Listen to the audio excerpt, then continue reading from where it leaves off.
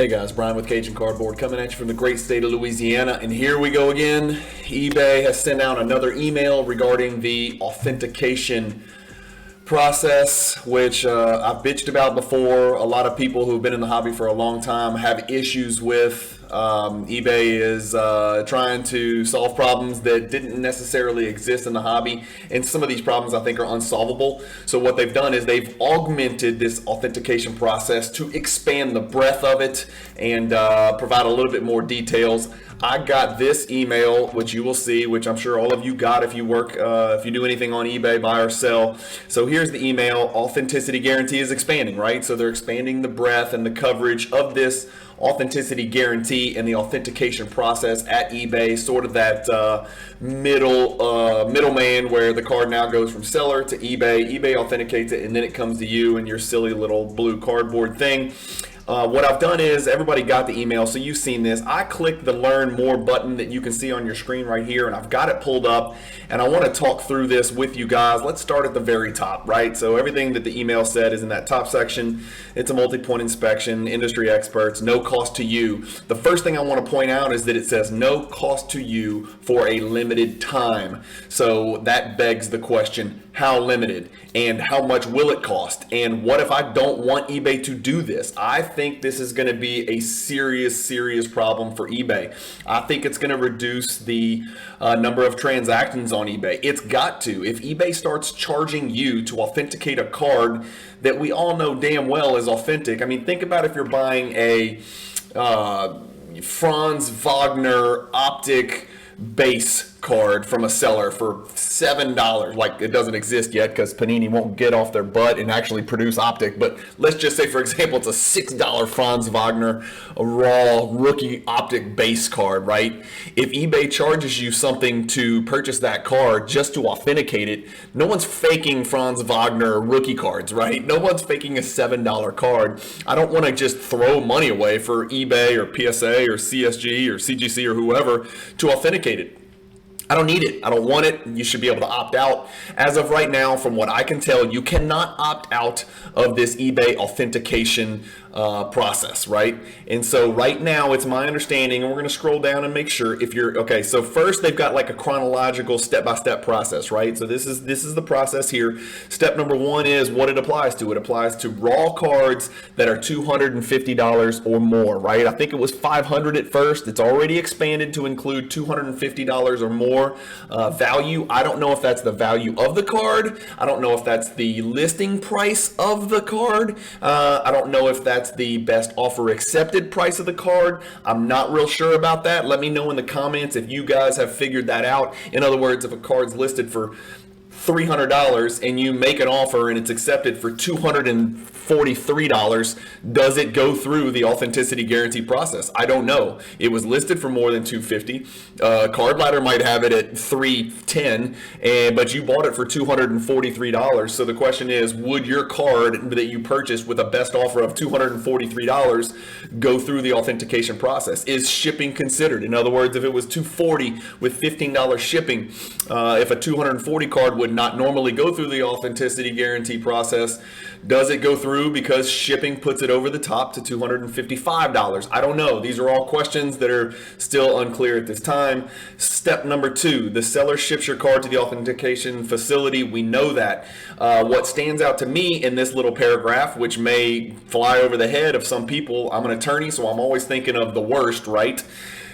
It remains in its penny sleeve throughout the entire process. So this is a clear eBay response. This is a not so subtle response to all of the savvy collectors out there who saw the videos and the pictures that eBay sent the first time around when they announced this authenticity guarantee, where dudes with no gloves were picking up your card, taking it out of the penny sleeve, rubbing it, putting who knows what spaghetti all over it, holding the card in their hand. I don't want my red precious metal gems card from 1997 ever touched. So this is eBay's response saying your card's going to stay in the penny sleeve. Okay, well, here's a question for you. What if a stupid seller, and this is clearly not out of the question, doesn't ship your card in a penny sleeve. Guess what? If you've bought 1,000 things on eBay, 50 of them have come from some seller who doesn't know how to package the item and sends your card not even in a penny sleeve. So that begs the question, what if it's not in a penny sleeve to begin with? That's neither here nor there. That's a small issue compared to what we're about to look at. The third part is your card will go through a multi-point inspection process performed by CGC or CSG. Okay, so my question about step number 3 is, I didn't even realize CGC grades trading cards. I thought CGC graded magazines and comic books. Maybe I'm ignorant. Maybe I am missing something here. And I'm literally asking the question. I thought CGC graded, magazines and, Beckett's and comic books. I thought CSG graded the cards. So I'm not sure why CGC, like employees of CGC would be authenticating sports cards if they're not familiar with grading sports cards in the first place. So that's unusual and confusing to me. Why did they include CGC? They very clearly could have just left CGC out and said only CSG. The card is checked against the listing details. Cards are not graded. So again, I want to reiterate, they're not just authenticating, this card is real. They are making sure the card they are looking at matches the listing description, not just from a condition standpoint, but also from an accuracy standpoint. So if a card's called a silver prism and it's a base prism, I guess it's going to get rejected. My question is, what if it's a silver prism, but the seller listed it as a base prism, right? There's many of us out there who look for listings like that. Some really savvy buyers look for listings. They may notice that it's listed as though it were a base card, but when in fact it is a silver card. What happens when eBay gets that and it's in the buyer's favor, right? This is does this work both ways? If it's a silver instead of a base, does it go back? This, that, I would be pissed off if I found a listing that was misdescribed as a buyer, and it is what it is, right? The card in the picture is what is being bought and sold. They may have made a mistake in the title and, left out the word silver. Who knows? I don't know. But why? Who is eBay to tell me whether I get the card that I purchased or not? I don't like this right here, but it's very clear in paragraph number 3 here on your screen that they're not just checking to see if the card is fake or counterfeit or real. They're actually checking it and comparing, contrasting it to the listing before they push it through and send it to the ultimate buyer. And then number 4 is none of us care, right? It's placed in a semi-rigid holder. It's in some stupid cardboard thing that eBay's wasting billions of dollars on a year. Nobody's going to keep their stupid card in some eBay stand-up cardboard cutout thing in a semi-rigid holder, right? Especially if it's a card that's $250 or more. I'm not putting it in some dumb blue eBay stand-up cardboard thing with a semi-rigid holder. It's whatever, padfolio, you can call it whatever you want. Nobody's keeping their cards in that, right? At least nobody that I know who collects would be doing that. Okay, so here's where it really expanded, right? It expanded now to graded cards. So let's take this step by step. The steps are similar, but some more questions are presented here. First, you purchase a card with a blue authenticity guarantee, right? You're always looking for that little blue authenticity guarantee thing on the listing to know whether your card's going to go through the authentication process, okay? Single graded cards, $2,000 or more. So the first word that stands out is single. If you buy 2 graded cards, that's a lot. And we're going to get to frequently asked questions. I don't think the authenticity guarantee applies to lots, okay? So that's the first issue, but it says single graded cards $2,000 or above are eligible for the service at this time. We're going to read down here on our frequently asked questions, but this is the big, right? This is the big elephant in the room. This is the big changes. Now graded cards are going through the authentication process. So those are also going to be delayed. They say 2 or 3 days, whatever. We'll see whatever it ends up being. I haven't paid much attention to it, to be honest with you. I've very, very significantly slowed down my eBay purchasing, and I certainly pay attention because I'm trying to avoid buying cards that need to go through the eBay authenticity guarantee right now while we don't really know what the heck is going on. Number 2, the seller always ships your card to the middleman, right? eBay's authenticity, headquarters, whatever. And then the one thing that I do want to point out is in picture number 2, look at that Tiger Woods card. You got a nice Barkley down there too, but look at the Tiger Woods card in this picture. In this picture right here. That's a CSG, right? Old CSG label. But Section 3 says that PSA is the authenticator that will check the sealed plastic holder for signs of tampering before verifying that the case and label are authentic to the grader. Okay, so let's stop right there. So PSA is now examining CSG, HGA, BGS, SGC slabs. PSA is examining other grading companies' slabs for authenticity, air tightness, damaging, tampering, counterfeit, and that just seems weird to me. Like, I don't understand that. I don't know if that stuck out to you guys. So it's not just PSA saying, yeah, these PSA slabs are good. It's PSA telling us whether other grading companies' slabs are real or fake. I have no clue how PSA could possibly have become an expert on verifying the authenticity of another grading company slabs. And the first thing that comes to mind is there was a lot of big men on court Jordan die cut cards right from the 90s. If you're a Jordan collector and you watch my channel, you're familiar with that card. It's a big Jordan card. There was tons of fake BGS slabs, right? There was also tons of fake cards in BGS slabs.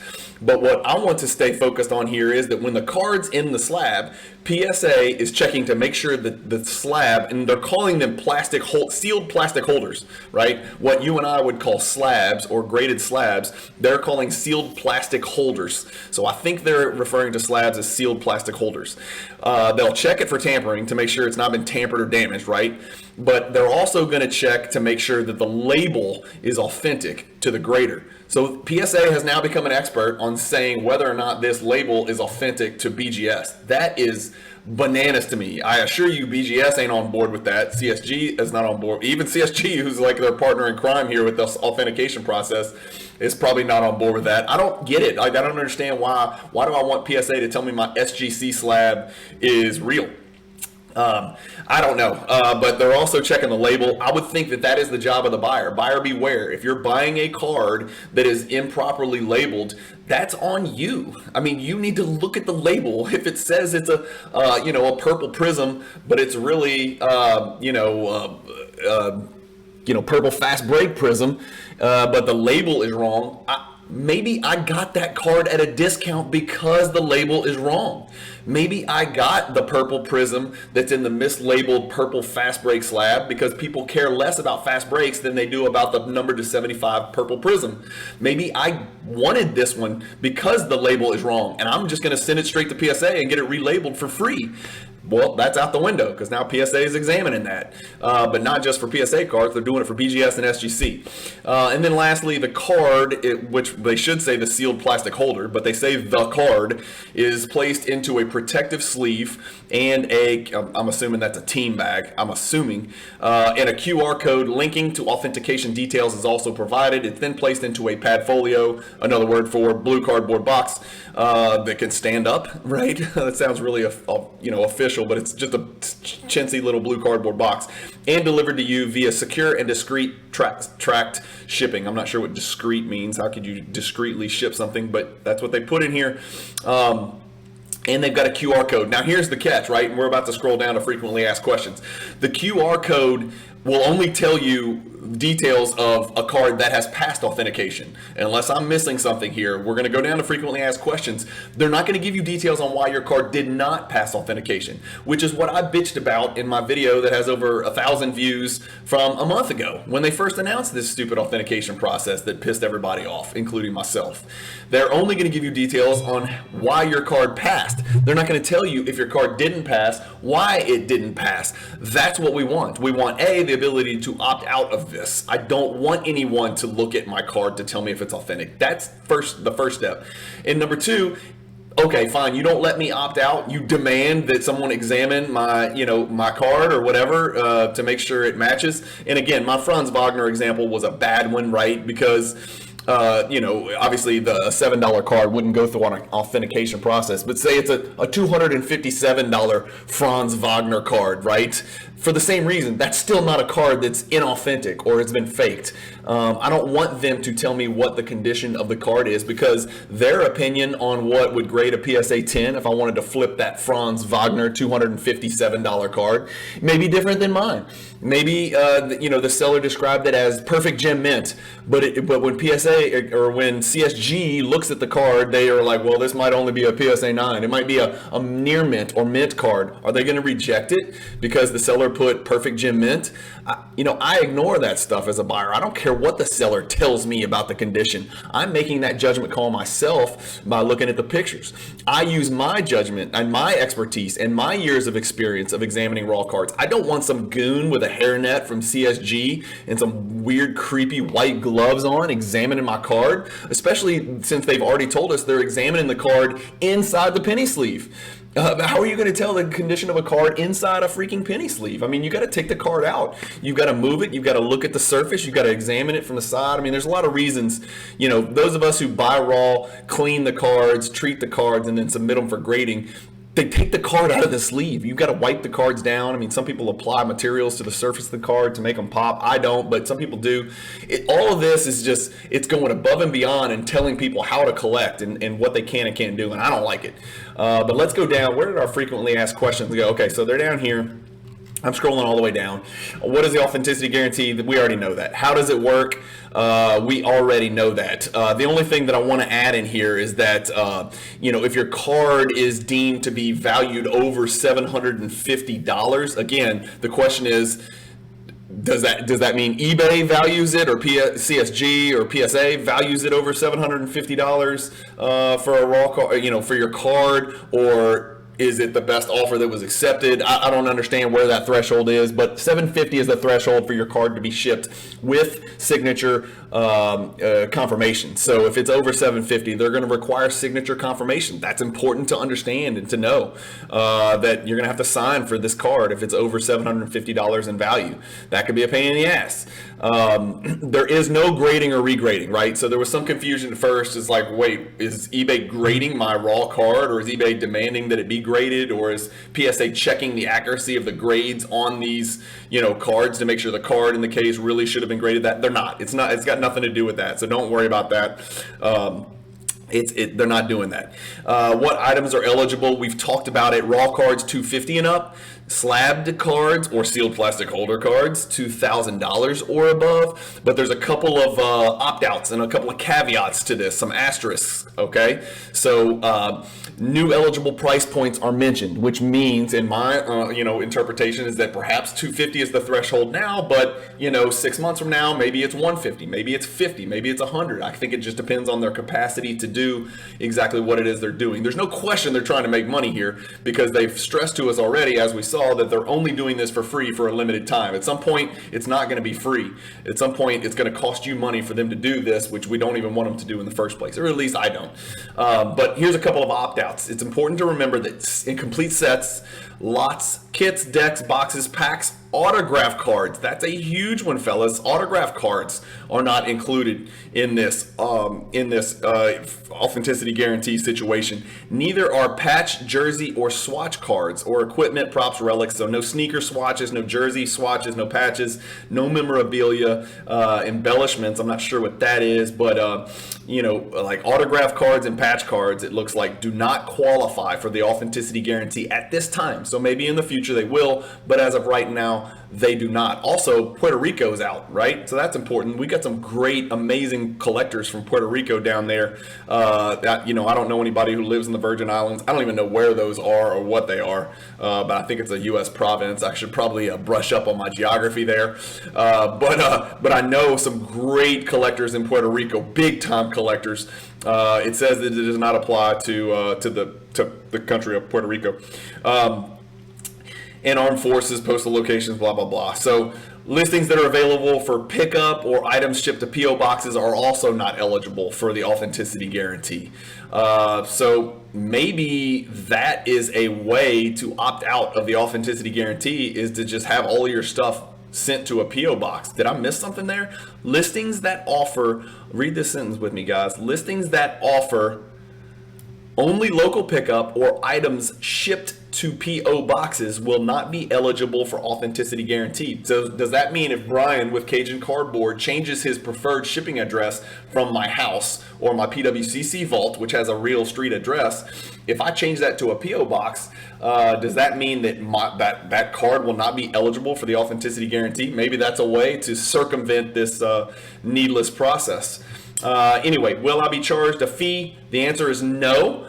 Through the Authenticity Guarantee service, eBay covers the cost. Oh, thank you so much, eBay. And they cover track shipping from the authentication facility to you, with the caveat, for a limited time. I don't know about you, but that means this ain't gonna last forever, and at some point they're gonna hook everybody in, everybody's gonna get used to this, and then they're gonna start charging you. It's probably gonna be a fractional number. They're doing such a high volume that they don't need to charge a huge amount to make a hell of a lot of money. Like even a fraction, a 2 pennies times a bazillion transactions being authenticated is a bazillion dollars, right? So they don't need to charge a lot. I don't anticipate the fee will be large, but it is nice that speaking of the word discreetly, they discreetly ship your card with tracking. Well, they're discreetly warning you, we're about to start charging you for this.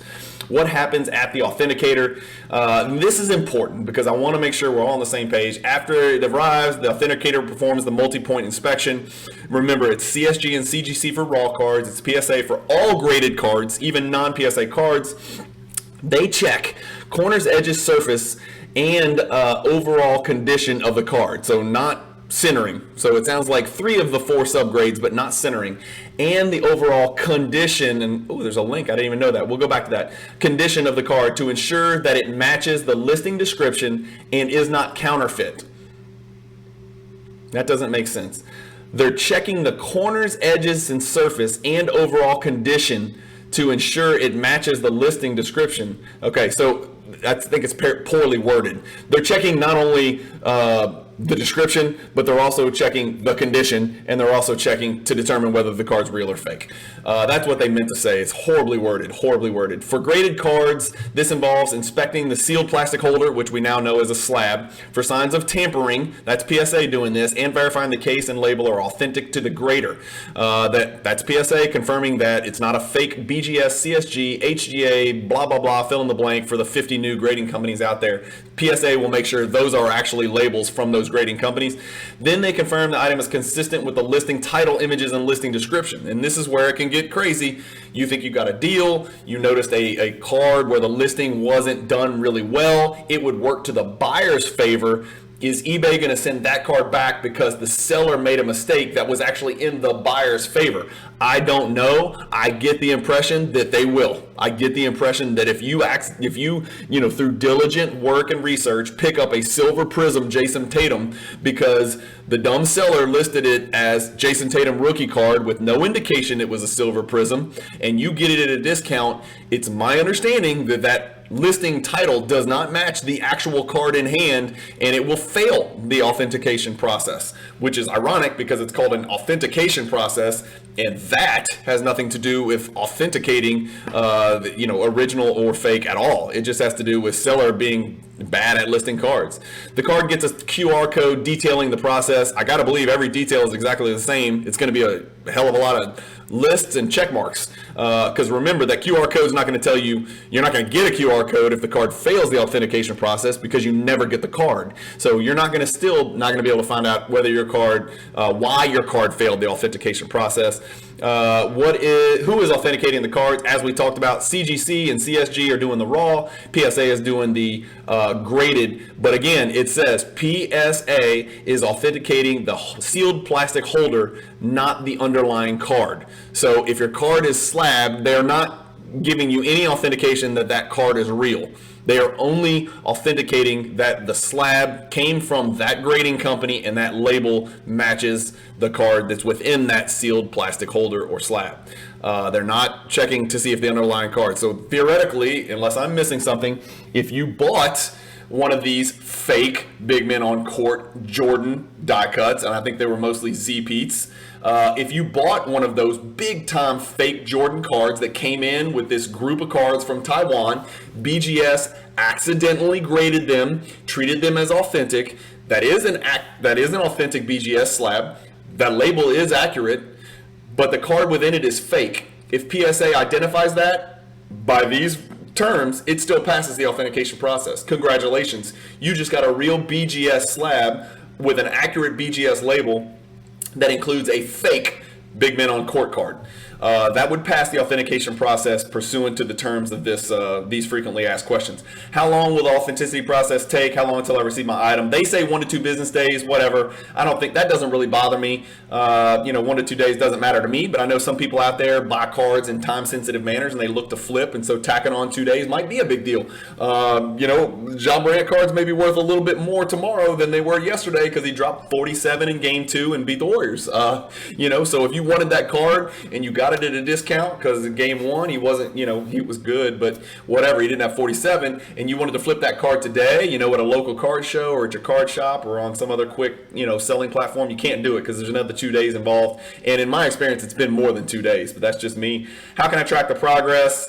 You can track it. I'm not going to go through all that. Is signature confirmation required? Yes, we said over $750 raw or slabbed. Over $750, you're going to have to sign. What if it does not pass inspection? This is what I cared about, right? Because it happened to me on a couple of red PMGs.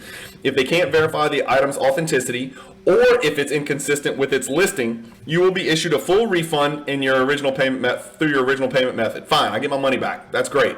For PSA graded cards specifically, if it's in a slab that is found to be fake or exhibits signs of tampering, PSA will deactivate its certificate, which means take it off the pop report, crack it out of the slab, and they will issue a notice to the seller. I'm assuming they'll crack it out of the slab. I don't think if they're going to deactivate its certificate, I wonder what PSA would do if they noticed that it was a fake card within the slab. But again, earlier, I thought PSA was, and this says just signs of tampering, or if the plastic holder is deemed to be fake. Okay, so not the card within, but if the actual holder is fake or that it exhibits signs of tampering, PSA will deactivate its certificate. If they're deactivating its certificate, I assume that means they've got to crack that card out of the slab. So it could be a real card in a fake PSA slab, and they would deactivate its certificate. I don't understand that right there. And they'll contact the seller. What are they going to send the card back to the seller raw? I don't know what they're going to do there. Again, that won't happen very often. I don't even know, man. There's just a lot of questions that are being begged from all these. The frequently asked questions are leading to a lot more questions. Should I contact the authenticator directly if I have a question about my order? Reach out to eBay customer service. I will be the first one to admit eBay customer service, in my experience, has actually been really good. Will eBay customer service be really good when there's a million of us collectors out there calling and bitching and complaining and asking questions about this stupid authentication process? I have no idea. It may be a little bit more delayed than it used to be. What should I do if I want to change? I'm not going to read all that stuff. This part is important down here. Hold on. How does the return? What? Can I choose? These are 3 really important questions at the end, okay? Can I choose not to have my item authenticated? Ding, ding, ding. That is the question and request for the majority of the hobby. No, not at this time. It leaves the door open for potentially in the future. Surely eBay is surveying people and listening to those members of the hobby when they address this question. But right now, you cannot opt out. Can I get my card graded during the authenticity guarantee process? No, none of the cards can be graded as part of the authenticity guarantee. We knew that. Can I choose which authenticator my card goes to? The answer is no. CGC, CSG gets raw, PSA gets graded. That's it. That's all that I've got for the update. Let me know what you guys think in the comments. I think this opens a even bigger can of worms. The can of worms that we had just became a barrel of worms, if you ask me. There's too many open-ended questions. The verbiage is ambiguous. Again, this is the lawyer coming out of me, the analytical, attorney side of me coming out and closely examining the choice of words. I gotta believe attorneys looked at this. Intelligent people, groups of intelligent people, had to proofread this stuff before they sent it out. It's just opening more questions than ever for me. There's a lot of what if this, there's a lot of hypotheticals out there that I don't think these questions give us answers to. The one thing that I'm most concerned about is, when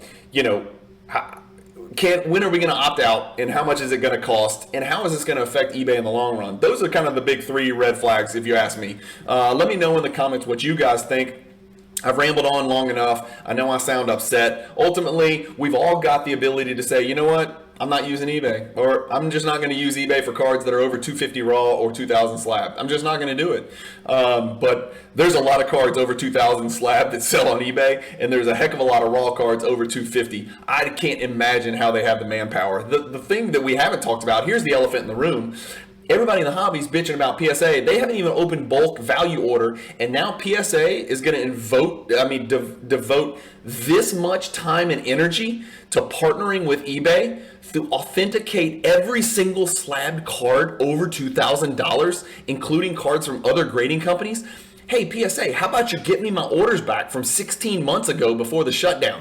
How about you reopen bulk and value pricing where your bread is really buttered? I don't understand this move, right? Everything Nat's done has made sense to me. Everything Nat Turner has done and Collectors has done has made sense to me. And they're my grading company of choice. But the fact that they've decided, oh no, we're caught up enough that we're going to go over here and we're going to go examine every graded slab that's ever transacted on eBay that's over $2,000 for every grading company in the world.